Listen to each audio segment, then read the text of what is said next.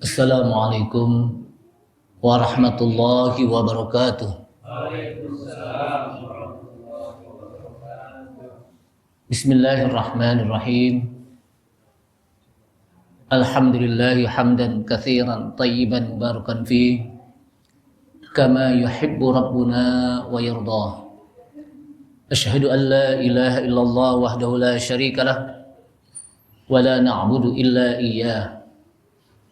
Wa asyhadu anna Muhammadan 'abduhu wa rasuluhu la nabiyya ba'dah. Allahumma shalli wa sallim ala nabiyyinal karim Sayyidina Muhammad ibn Abdullah wa ala alihi wa sahbihi wa tabi'ihim wa man tabi'ahum bi ihsanin ila yaumil qiyamah. Amma ba'du, qala Allah Ta'ala fi kitabihil karim wa huwa asdaqul qailin. Ya ayyuhalladzina amanu taqullaha haqqa tuqatih wa la tamutunna illa wa antum muslimun. Wa qala Rasulullah sallallahu alaihi wasallam fa inna asdaqal hadits kitabullah ta'ala wa khairal huda huda Muhammadin sallallahu alaihi wasallam wa syarral umuri muhdatsatuha wa kullu muhdatsatin bid'ah wa kullu bid'atin dhalalah wa kullu dhalalatin finnar.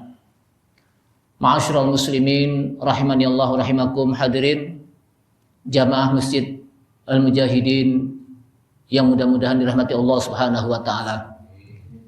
Kita awali dengan memanjatkan puji syukur kita kepada Allah Subhanahu wa taala yang telah memberikan taufik serta hidayahnya kepada kita sekalian, sehingga dengan taufik dan hidayahnya kita kembali bisa hadir di majlis yang mulia ini, majlis Al-Quranul Karim, yang disebutkan oleh Rasulullah SAW sebagai khairukum man ta'allamal Qur'ana wa 'allamah.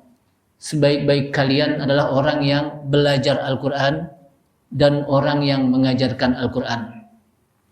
Semoga dengan kehadiran kita di sini menjadi wasilah kita untuk kita mendapatkan surga dari Allah Subhanahu wa taala. Salawat serta salam tak lupa kita sampaikan kepada Nabi kita Nabi Muhammad sallallahu alaihi wasallam beserta para keluarganya, para sahabatnya, para pengikutnya yang senantiasa istiqamah di dalam menjalankan sunnah-sunnahnya. Hadirin rahimakumullah, kita masuk pada surat Al-Baqarah dalam muqaddimah, dan kita sudah membahas tentang surat Al-Fatihah. Sekarang yang kita akan sampaikan adalah bagaimana munasabatul ayatain atau suratain, relevansi antara dua surat, antara Al-Fatihah dan surat Al-Baqarah. Susunan Al-Quran bukanlah susunan yang hanya begitu saja, tapi di situ ada makna-makna tertentu. Karena susunan Al-Quran, kata para ulama, tauqifi, artinya langsung Allah SWT yang menjelaskannya. Karena di dalam setiap bulan Ramadan disebutkan malaikat Jibril datang kepada Rasulullah Sallallahu Alaihi Wasallam dan menjelaskan tentang bacaan surat per surat, ayat per ayat. Letakkan ayat ini di sini, letakkan surat ini di sini. Sehingga susunan Al-Quran merupakan susunan yang masing-masing memiliki relevansi, hubungan. Maka kalau kita belajar tafsir, di sana ada yang disebut dengan munasabatus surah atau munasabatul ayatain, munasabatus suratain. Kadang antara surat dengan surat terjadi hubungan, antara ayat dengan ayat. Sebelum ayat dan setelah ayat itu memiliki hubungan. Sehingga kata para ulama, tidaklah kita memahami Al-Quran secara utuh kecuali kita harus memahami ayat sebelumnya dan ayat setelahnya. Sehingga kalau kita ingin memahami Al-Quran, janganlah kita memahami sepotong-sepotong. Karena kalau kita memahami sepotong-sepotong, maka pemahamannya pun tidak akan utuh. Pemahamannya menjadi apa? Sepotong-sepotong. Maka kalau kita lihat seperti surat Al-Ma'un, fawailul lil musallin. Kemudian kita hanya situ aja pahamnya, celakalah bagi orang yang salat. Orang yang salat celaka. Tanpa kita memahami ayat sebelumnya dan ayat setelahnya. Sehingga kata orang untuk apa? Tanpa kita memahami ayat sebelumnya dan setelahnya, maka orang mengatakan celaka bagi orang sholat. Berarti selama ini kita sholat celaka. Tapi kalau kita lihat ayat sebelumnya dan ayat setelahnya, maka kita akan tahu, oh yang celaka itu mereka adalah orang yang alladzina hum an sholatihim sahun. Mereka yang dari sholat mereka itu apa? Sahun, lalai. Nah di sini disebutkan oleh para ulama, fawailul lil musallin alladzina hum fi sholatihim atau an sholatihim situ. Alladzina hum an sholatihim, tidak fi. Kenapa? Karena kalau fi, berapa banyak orang celaka ketika dia sholat gitu. Makanya pakai an. Sehingga tidak semuanya, tergantung bagaimana dia apa? Sholat dalam melalaikannya. Maka ini merupakan salah seorang mufassir mengatakan bagian dari rahmat Allah Subhanahu wa taala yang menyebutkan fawailul lil musallin alladzina hum an sholatihim, tidak fi sholatihim. Jamaah sekalian, sekarang kita akan melihat bagaimana hubungan surat Al-Fatihah dengan surat Al-Baqarah. Kalau kita lihat, Allah Subhanahu wa taala menceritakan di dalam surat Al-Fatihah 3 macam orang. Yang pertama, orang-orang yang diberikan nikmat oleh Allah Subhanahu wa taala. Yang kedua, orang-orang yang maghdub, ghairil maghdub, ya, orang-orang yang apa? Dimurkai Allah Subhanahu wa taala, yaitu orang-orang Yahudi. Yang ketiga adalah ad-dallin an-nasara. Jadi Allah SWT menceritakan tentang 3 macam orang. Yaitu pertama orang-orang yang diberikan nikmat, alladzina an'amta alaihim. Yang kedua, ghairil maghdub, orang yang dimurkai, yaitu orang-orang Yahudi. Al-maghdub itu para ulama tafsir sepakat yang disebut maghdub itu adalah al-yahud. Yang ketiga adalah ad-dallin an-nasara. Dan itu hampir semua tafsir menjelaskan al-maghdub al-yahud, ad-dallin an-nasara. Baik tafsir apa? Ibnu Katsir atau tafsir Al-Baghawi atau Ar-Razi dan sebagainya. Dan juga tafsir seperti yang disebutkan Jalalain. Itu menyatakan apa? Seperti itu. Nah, Al-Baqarah juga menceritakan tentang di awal ayat, di awal surat itu juga menceritakan tentang 3 orang. Siapa mereka? Ciri-ciri orang yang beriman. Yang kedua, ciri-ciri orang yang kafir. Dan yang ketiga adalah ciri-ciri orang yang munafik. Jadi relevansinya begitu. Kalau di Al-Fatihah juga menjelaskan 3 orang, dan di Al-Baqarah juga pembukaannya menjelaskan tentang apa? 3 orang juga. Yaitu apa? Orang yang ciri-cirinya orang-orang yang muttaqin, al-mu'min. Siapa mereka? Alladzina yu'minuna bil ghaibi wa yuqimunas sholata wa mimma razaqnahum yunfiqun. Dan selanjutnya sampai 5 ayat. Kemudian masuk kepada ciri-ciri orang yang apa? Kafir. Cuman 2 ayat. Innal ladzina kafaru sawaun alaihim a anzartahum am lam tundirhum la yu'minun. Orang-orang kafir, apabila mereka kita berikan peringatan kepada mereka, sama saja. Kita berikan peringatan atau tidak berikan peringatan, mereka tidak akan beriman kepada Allah SWT. 2 ayat. Sedangkan ciri-ciri orang munafik sampai 13 ayat. Dimulai dari wa minan nasi may yaqulu amanna billahi wa bil yaumil akhir wa ma hum bimumin. 13 ayat. Kenapa? Ketika ciri-ciri orang mukmin cuma 5 ayat, orang kafir cuma 2 ayat disebutkan, dan ciri-ciri orang munafik sampai 13 ayat. Ini menjelaskan kepada kita bahwa begitu kompleksnya orang-orang munafik sifat-sifatnya. Sehingga berapa banyak surat-surat Al-Quran menjelaskan tentang apa? Ciri-ciri orang munafik, termasuk juga nanti ada di dalam surat An-Nisa. Bagaimana ketika mereka sholat, bagaimana ketika mereka berada di tengah-tengah umat Islam. Itu dijelaskan oleh Allah Subhanahu wa taala. Juga nanti disebutkan apa? Di dalam surat At-Taubah juga, di surat Al-Anfal tentang ciri-ciri orang munafik. Nah, jamaah sekalian rahimakumullah, surat Al-Baqarah ini memiliki keutamaan yang pernah kita bahas pada pertemuan yang lalu ya. Kemudian disebutkan lagi di sini ada beberapa keutamaan lain yang disebutkan oleh Rasulullah SAW tentang surat Al-Baqarah. Disebut Al-Baqarah karena dalam surat Al-Baqarah ini menceritakan tentang perintah Allah Subhanahu wa taala kepada kaum Bani Israel ketika terjadi kasus pembunuhan, diperintahkan untuk menyembelih seekor binatang sapi betina. Maka disebut Al-Baqarah. Keutamanya disebutkan dalam hadis yang diriwayatkan dalam Imam Musnad Ahmad bin Hambal, ya. Ada satu kitab namanya Musnad, kitab hadis Musnad Ahmad bin Hambal, ya. Itu menjelaskan dari Abdullah bin Buraidah, dari bapaknya, dia mengatakan kuntu jalisan indan Nabi sallallahu alaihi wasallam. Aku pernah duduk di hadapan Nabi sallallahu alaihi wasallam, lagi duduk-duduk kayak gini nih, ya.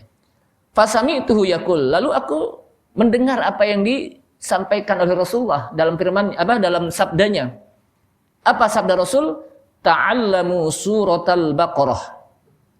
Belajarlah oleh kalian surat Al-Baqarah. Ya, kalau kemarin disebutkan bahwa iqra'u suratal Baqarah.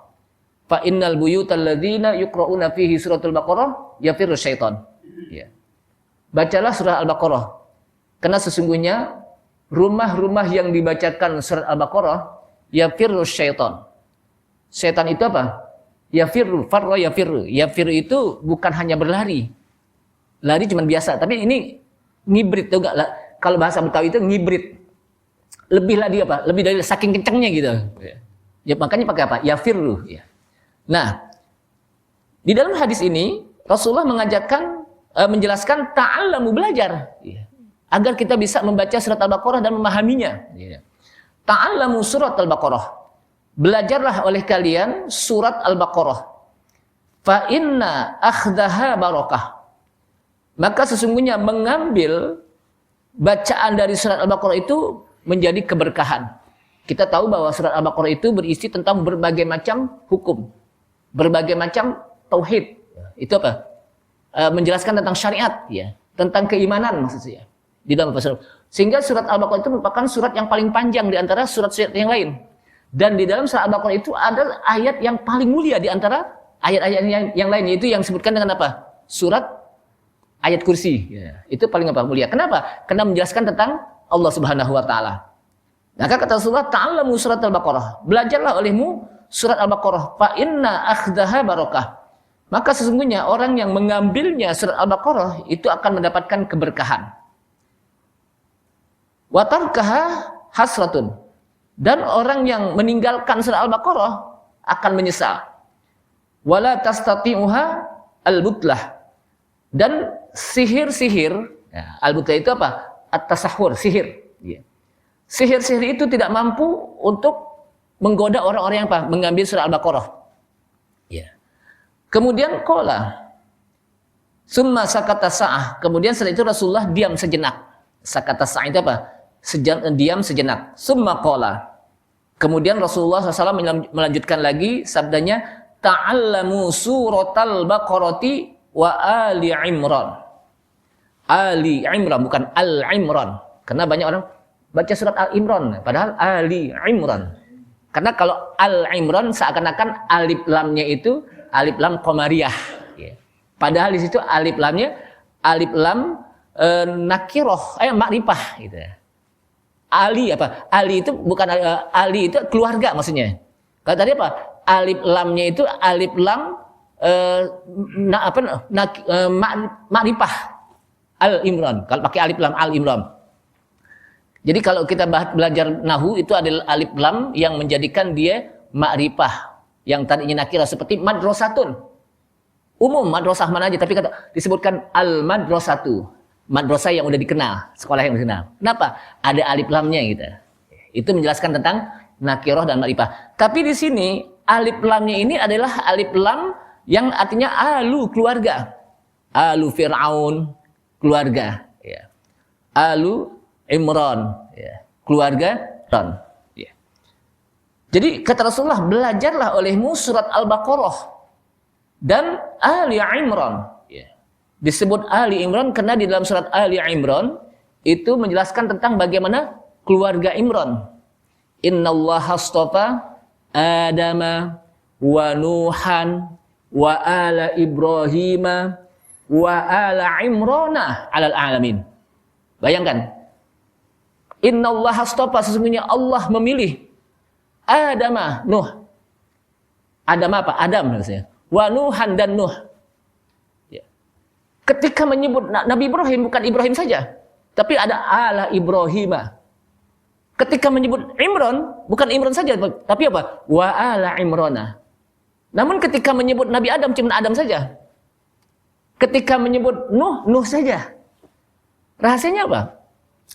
Karena di dalam keluarga, nah ini keluarga, Nabi Ibrahim menjadi contoh. Bisa kita ambil menjadi apa? Contoh. Kalau keluarga Nabi Nuh kan di sana ada yang apa? Kafir kan? Kan'an. Ya. Dan apa? Yang lainnya. Ya. Kemudian Nabi Adam, ya, Hawa dan apa? Keturunannya kan yang apa anak itu paling banyak. 40, ya. Dan di sini ada Kabil dan Habil yang membunuh kan. Tapi ketika menyebutkan ala Ibrahim, keluarga Ibrahim, Nabi Ibrahim, kedua istrinya Sarah dan Hajar bisa menjadi contoh bagi wanita-wanita. Anaknya Nabi Allah Ismail, Nabi Allah Ishak menjadi contoh. Makanya innallaha astafa Adama sendiri, wa Nuhan sendiri, wa ala Ibrahim. Kemudian wa ala Imran dan juga keluarga Imran. Ya. Bagaimana Pak Imran itu memiliki keluarga yang luar biasa. Ya. Keluarga yang soleh gitu. Makanya seperti apa? Wa ala Imran. Itu apa? Atas alal alamin. Allah contoh. Ya. Allah apa? Berikan contoh di dalam apa? Al-Quran. Dan dipilih. Jamaah sekalian, jadi kata Rasulullah, belajar surat Al-Baqarah. Belajarlah surat Ali Imran. Kenapa? Fa innahuma az-zahrawani. Karena keduanya itu az-zahrawani. Yuzillani sahibahuma yaumal qiyamah. Ya. Apa itu az-zahrawani? Ya. Disebutkan di sini kata-kata az-zahrawani itu adalah sebuah apa?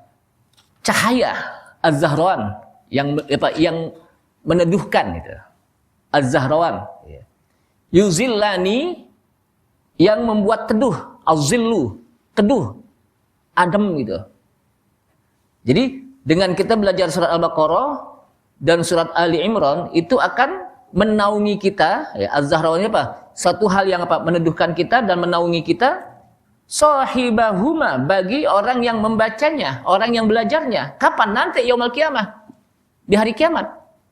Jadi saat di hari kiamat orang kepanasan, ya, orang-orang apa? Berkeringatan, maka dua surat ini itu akan menjadi az-zahrawani yuzillani sahibahuma.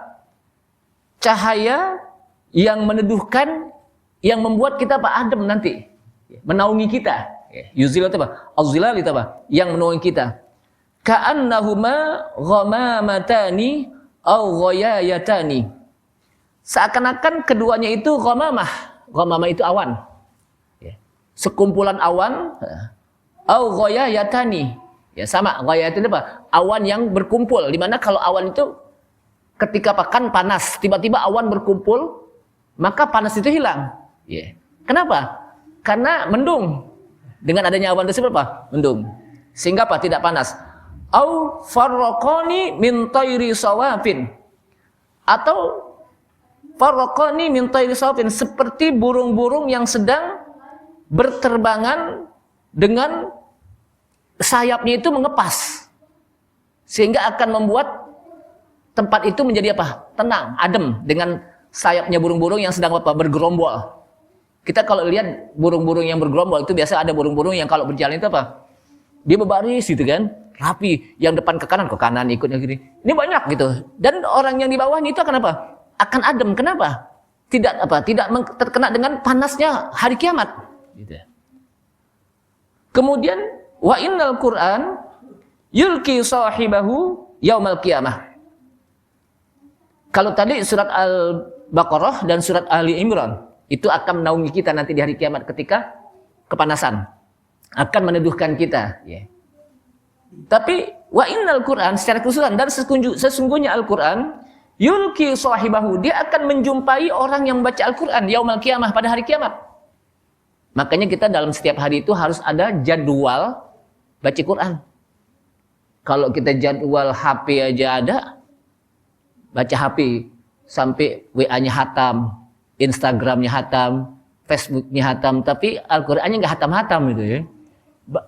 Sekarang saya tanya, kira-kira dalam setiap hari lamaan mana kita baca HP dengan baca Al-Qur'an? Saya yakin baca apa? Baca apa? Yang senyum-senyum pengalaman kayak ini. Jadi jangan sampai baca HP lebih lama daripada Al-Qur'an. Jadi paling tidak sehari itu ada jadwal kita untuk membaca Al-Qur'an. Malam ada, siang ada. Itu yang disebut apa? Ana al-laili wa atrafan nahar. Kan kita udah minta. Allahumma arhamna bil Qur'an waj'alhu lana imama wa huda wa rahmah. Allahumma dzakkirna minhu ma nasina wa 'allimna minhu ma jahilna warzuqna tilawatahu. Warzuqna itu apa? Rezeki. Kata rezeki maksudnya berikanlah kepada kami untuk bisa membacanya. Dengan kita bisa baca Al-Qur'an berarti kita mendapatkan rezeki. Tilawatahu untuk membacanya kapan? Ana al-laili malam wa atrafan nahar siang. Jadi baca Al-Qur'an itu malam baca juga, siang dibaca juga. Paling tidak habis subuh kita baca, habis maghrib kita baca. Kenapa? Karena Al-Quran nanti akan menjumpai orang yang membacanya pada hari kiamat. Hina yanshaqqu anhu qabrahu. Ketika orang tersebut bangkit dari kuburnya, maka Al-Quran akan menjumpainya itu. Karrajulis syahib. Dia akan menyerupai seperti laki-laki yang cakep. Jadi kalau kita ketemu tuh nggak menakutkan gitu. Kenapa? Laki-laki yang ganteng. Gitu. Sehingga disebutkan lagi fayaqulu lahu hal ta'rifuni. Kata tadi Al-Qur'an yang dia membentuk seperti apa orang laki-laki ini gaib ya. Jadi kita wajib apa? Mengimaninya saja, jangan mengatakan apa iya kan gitu. Ini gaib, hal yang gaib yang diceritakan, dikabarkan oleh Rasulullah SAW. Kata laki-laki tadi yang merupakan bacaan Al-Quran kita, hal ta'rifuni, apakah engkau kenal saya? Fayaqulu, kata orang tadi, ma'arifuka, saya enggak kenal engkau. Kenapa? Karena enggak pernah ketemu. Enggak pernah ketemu. Fayaqulu, maka kata apa? Laki-laki tadi, ya. Ana sahibukal Quran, saya ini Al-Quran yang engkau baca dulu. Saya Al-Quran yang engkau baca dulu. Alladzi azma'tuka fil hawajir wa azhartu lailaka. Yang dulu kamu baca saya itu sampai aus-aus di siang hari. Dan di malam hari sampai kamu begadang-begadang. Sahur itu apa? Sampai melek malam hari itu. Makanya pantas kalau para sahabat itu ada yang malam-malam itu sampai bisa menghatamkan, disebutkan dalam riwayat ya. Utsman bin Affan pernah menghatamkan Al-Quran dalam sholat malam beliau, bayangkan. Bisa dibayangin gak tuh? Siapa yang kenal Utsman bin Affan? Beliau pernah menghatamkan Al-Quran di sholat malam beliau. Kita jangan mikir, gimana itu bisa hatam gitu. Karena kita memang Alif Lam Mim surah Al-Baqarah nggak nyampe-nyampe gitu ya. Tapi namanya sahabat, beliau apa? Siang malam itu baca Al-Quran. Al-Imam Syafi'i rahimahullah, beliau bisa hatam Al-Quran itu dalam satu hari. Tapi di bulan Ramadan semalam hatam, siang hari hatam. Dan ulama-ulama yang lain jangan dikata. Apalagi para sahabat Rasul deh. Ini menjelaskan bahwa mereka itu begitu dekatnya dengan Al-Quran. Kenapa? Karena Al-Quran itu lah yang nanti akan memberikan syafaat kepada kita. Jadi ketika Al-Quran itu memformalisasikan dirinya menjadi manusia yang cakep, maka dia mengatakan, ana sahibukal Quran, saya ini teman kamu Al-Quran. Yang kamu itu waktu baca aku haus dulu. Ini sekarang kamu akan mendapatkan keuntungan, dan dengan aku kamu apa? Sampai begadang-begadang malam membaca Al-Quran. Gitu. Kemudian disebutkan lagi, bagi mereka-mereka yang hafal Al-Quran, wa yudha'u ala ra'sihi tajul waqar, dan diletakkan di kepalanya itu tajul waqar, mahkota. Yang hafal Al-Quran itu apa? Ditaruh mahkota itu. Dan juga wa yuksa walidahu, dan juga dipakaikan pakaian mahkota kepada kedua orang tuanya. Jadi orang yang hafiz itu bisa memberikan syafaat kepada apa? Orang tuanya itu, dua orang tuanya. Ya. Dengan diberikan apa? Mahkota. Nah, disinilah jamaah sekalian rahimakumullah.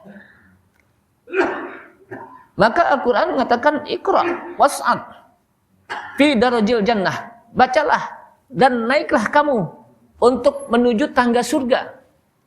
Ya. Bacalah, naiklah untuk menuju tangga surga. Dan masuklah ke ruangan surga. Ya. Madama yaqra'u hadza. Makanya kita baca Al-Quran. Baca Al-Quran. Bahkan para sahabat ketika apa? Abu Bakar As-Siddiq meninggal lagi baca Quran. Utsman bin Affan juga. Karena ini nanti apa? Iqra wartaqi waratil. Gitu. Jadi bacalah dan bacalah dengan tertil. Ya. Kenapa? Karena posisi kita nanti itu sesuai dengan akhir ayat yang kita baca. Akhir ayat yang kita baca nanti di surga. Jadi inilah jamaah sekalian rahimakumullah, bagaimana keutamaan surat Al-Baqarah dan surat Ali Imran. Bahkan disebutkan lagi dalam hadis, ya, di mana Rasulullah SAW, ya, hadis Abu Umamah, dia mengatakan sami'tu Rasulullah sallallahu alaihi wasallam yaqul. Aku pernah mendengar sabda Rasulullah sallallahu alaihi wasallam. Sabdanya Iqra'ul Qur'an. Bacalah Al-Qur'an. Fa innahu syafi'un li ahlihi yaumal qiyamah. Karena sesungguhnya Al-Qur'an itu akan menjadi syafi', pemberi syafaat. Jadi Al-Qur'an yang kita baca itu akan menjadi apa? Pemberi syafaat. Li ahlihi, bagi orang yang membacanya. Kapan? Yaumal qiyamah, pada hari kiamat. Kemudian Iqra'u Az-Zahrawaini. Bacalah surat Az-Zahrawaini. Jadi para ulama tafsir itu sudah tahu yang disebut dengan surat Az-Zahrawaini itu surat Al-Baqarah dan surat Al-Imran. Kalau Al-Mu'awwidhataini apa? Al-Mu'awwidhataini qul a'udzu birabbil falaq dan qul a'udzu birabbin nas. Namanya surat apa? Al-Mu'awwidhataini. Ya. Tapi kalau surat Az-Zahrawaini, Al-Baqarah dan Ali Imran itu sudah dikenal oleh ulama-ulama apa? Tafsir. Jadi bacalah Az-Zahrawaini, yaitu Al-Baqarah dan Ali Imran. Fa innahuma ya'tiyani yaumal qiyamah. Karena sesungguhnya keduanya itu nanti datang pada hari kiamat kepada orang yang membacanya. Ka'annahuma ghamamatani. Seakan-akan keduanya itu menjadi ghamamah. Ghamamah itu apa? Awan yang meneduhkan, awan yang menaungi. Kita tahu bagaimana Rasulullah SAW ketika beliau masih kecil, Bukhara menandakan ciri-ciri Nabi yang akan datang. Ya. Itu ketika apa? Masih kecil, itu senantiasa dinaungi oleh apa? Awan. Dan itu dilihat oleh Bukhara. Bukhara itu adalah ahlu kitab dari kalangan Nasara. Ya. Jadi apa? Dan dilihat betul bagaimana Pak Rasulullah dinaungi oleh awan. Ya. Itu di dunia. Nah di akhirat juga nanti orang yang membaca, maksudnya di sini adalah kalimat ghamamatani, awan. Ya. Jadi awan itu surah Al-Baqarah dan Ali Imran itu keduanya seakan-akan dia awan yang menaungi, yang meneduhkan. Gitu. Au ka'annahuma ghayayatani, atau seakan-akan keduanya sebagai ghayayatani, sama. Ghayayah itu apa? Sesuatu yang meneduhkan. Kemudian au ka'annahuma farqani min tayri sawafin, atau seakan-akan keduanya itu Al-Baqarah dan Ali Imran itu dua kelompok burung, jadi dua kelompok gerombolan burung yang sedang bertebangan. Kita pernah lihat kan burung yang kalau berterbang tuh yang ke kanan ikut. Itu rapi gitu kan ya. Ini banyak gitu. Sehingga apa?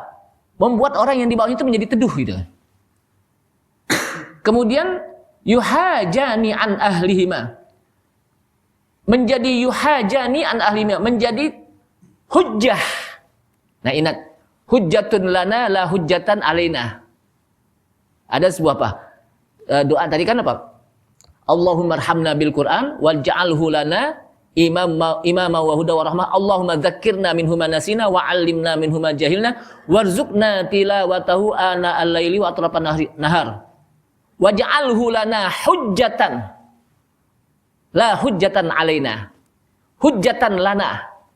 Nah, ini hujjatan lana, penolong. La hujjatan alaina, orang apa? Sebagai yang menuntut. Nah, Al-Qur'an nanti sebagai yuhajjani lana. Jadi Al-Qur'an yuhajjani an ahlihima, yuhajjani an ahlihima. Sebagai yang pembela orang yang membaca Al-Qur'an nanti di hari kiamat. Bukan yang menuntut. Kenapa? Ada orang yang baca Quran tapi ternyata Al-Qur'an menuntut dia nanti di hari kiamat. Gitu. Hujjatan lana la hujjatan alaina. Jadi kalau hujjah lana pembela, hujjah alaina menuntut. Jadi ada orang yang baca Al-Qur'an, justru Al-Qur'an ini apa? Menuntut kita, menuntut orang yang membacanya. Kenapa? Karena dia hanya sebatas membaca Al-Qur'an apa? Sampai kerongkongan doang. Sebagaimana orang-orang Khawarij disebutkan oleh Rasulullah SAW, mereka begitu luar biasanya baca Al-Qur'annya. Kita tidak akan mampu bagaimana apa? Menandingi ibadahnya. Itu Khawarij itu. Bagaimana mereka hafal Al-Qur'an. Tapi bacaan Al-Qur'an hanya sampai sebatas kerongkongannya doang. Sehingga dia jadikan Al-Qur'an ketika terjadi pembunuhan, ketika terjadi tahkim antara kelompok Ali dengan kelompok Muawiyah, maka dia menganggap kelompok Ali itu kafir. Kelompok Muawiyah kafir. Ini Khawarij nih. Makanya kita kan nggak boleh mengkafir-kafirkan orang, menggampangkan apa orang mengatakan mungkin nggak boleh. Itu Khawarij. Kenapa? Karena dianggap Ali tidak menggunakan hukum Islam. Dan kelompok Muawiyah juga tidak menggunakan apa? Hukum Islam. Dalilnya apa? La hukma illa lillah. Tidak ada hukum kecuali hukum Allah. Ketika disampaikan kepada Ali bin Abi Thalib, kata Ali bin Abi Thalib mengatakan, kalamul haq urida bihil batil. Kalamul haq. Kalimatnya benar, pakai Al-Qur'an, berdalil, urida bihil batil. Tapi yang dimaksud batil. Tujuannya untuk kebatilan.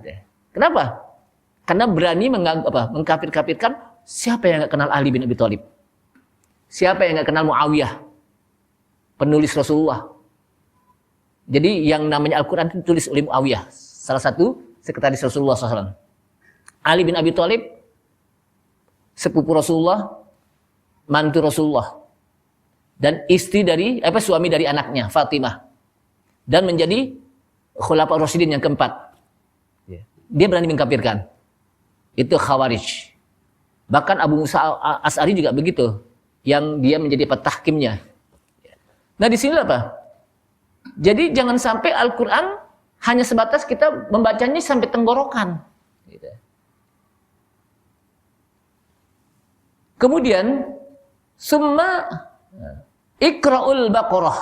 Kemudian bacalah surat Al-Baqarah. Fa inna akhdaha barakah. Karena sesungguhnya membacanya, mengambilnya dari surat Al-Baqarah itu keberkahan. Jadi ingat bahwa berkah itu adalah ziyadatul khair, bertambahnya kebaikan.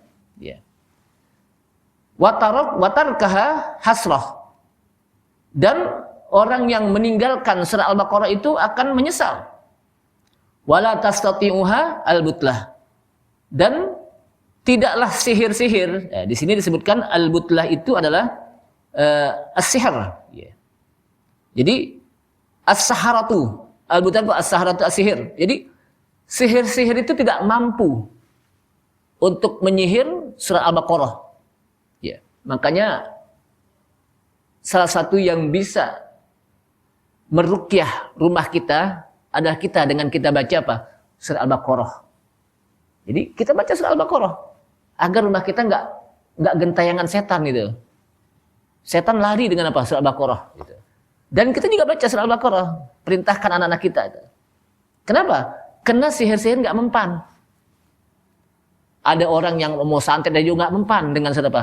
Al-Baqarah. Kenapa? Karena situ ada surat yang pertama ayat kursi. Yang kedua di tiga ayat terakhir ya, amanar rasul bima unzila ilaihi mir rabbih. Itu juga termasuk bagian apa? Salah satu bacaan untuk meruqyah agar kita terhindar dari apa? Sihir, orang-orang yang apa? Jahat. Jamaah sekalian rahimakumullah. Yu'ta bil Qur'an yaumal qiyamah wa ahluhu alladzina kanu ya'maluna bihim. Ya, jadi nanti akan apa? Akan didatangkan Al-Qur'an pada hari kiamat. Dan orang-orang yang membacanya mereka akan melakukan di depan. Jadi nanti di depan tuh orang yang baca apa?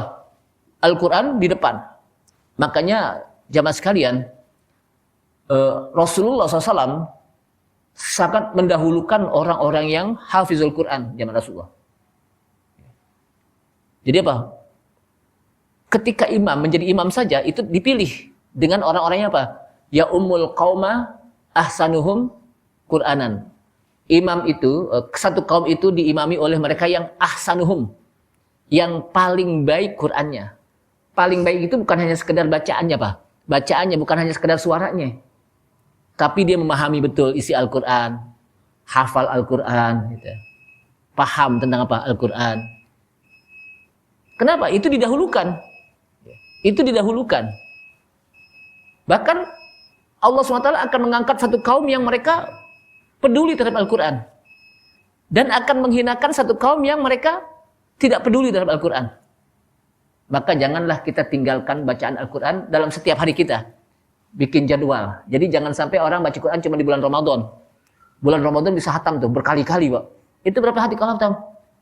2 kali, 3 kali di Ramadan. Pas di luar Ramadan itu berapa kali hatam? Belum mulain baca. Belum mulain baca. Jadi baik di bulan Ramadan maupun di luar Ramadan kita baca Al-Quran. Dan bikin jadwal baca Al-Quran. Agar nanti Al-Quran yang kita baca bisa memberikan syafaat kepada kita. Ini saja. Mudah-mudahan Allah SWT mudahkan kita untuk membaca Al-Quran. Wallahu a'lam. Subhanallah, asyhadu an la ilaha illa anta, astaghfiruka wa atubu ilaik. Assalamualaikum warahmatullahi wabarakatuh.